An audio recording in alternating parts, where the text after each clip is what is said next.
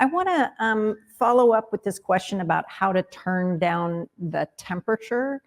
And a specific instantiation of that comes from both Jenny and James, who ask in different ways, can you just not take a stand?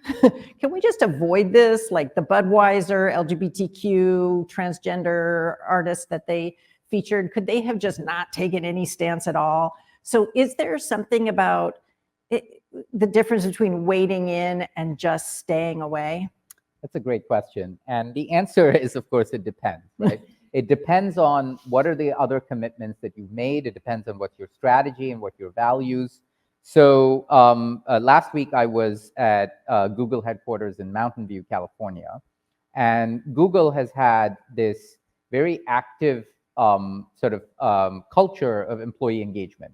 So Google is not an oil company where, it's got all these assets sitting under the ground. Its assets are its people. And it recognizes this, and it's built a culture around basically those people feeling like they are part of a family. So they're called Googlers, and the dogs of Googlers are called Douglers. And, so you can see this as you walk through the main Google campus, you can see it in the way the campus is built, the way people interact with each other.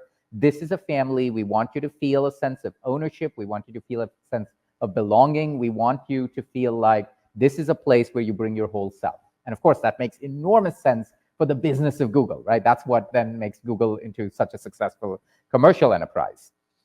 They have these town halls, which is where, the Googler community will ask questions of their CEO. And sometimes they're questions related to product development, and sometimes they're questions more broadly about how Google is dealing with climate challenges and so forth. But of course, as the war in the Middle East starts progressing and becoming more and more violent, the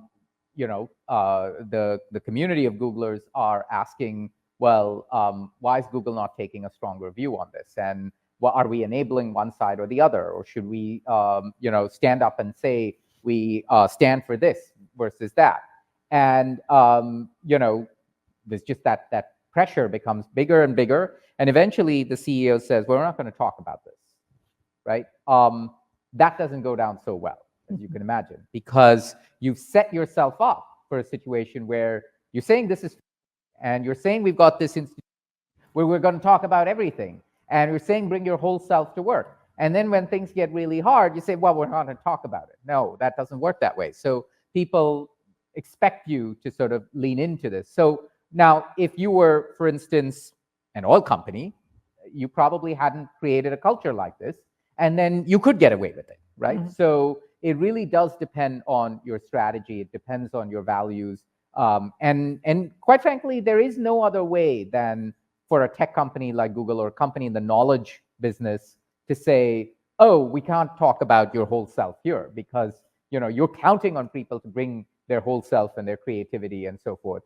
So what you've got to do in a situation like that is to create institutions where people feel heard, right? So it may be that the CEO is right in saying, we can't, as Google, take this perspective. We can't say that one side is right and one side is wrong, or we can't sort of stop producing or selling our services to one side versus the other in the context of this war. Maybe the CEO is, in fact, right about that.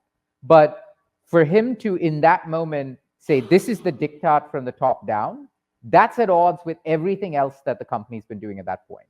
So then perhaps the right thing to do in that moment is for the CEO to say, okay, well, let's create a process in the company so that we hear the voices, and let's see what is the outcome that comes out of that process.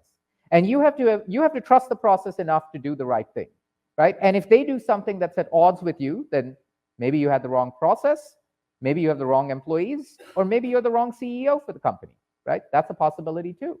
So, but if this is a company where you are saying, bring your whole self, you are the asset, you are everything, you can't suddenly shut the door on it. You've got to create a process where people actually feel heard, come up with the decision they need to come up with. And then if you believe in the process and you believe in the people, you've got to accept that decision.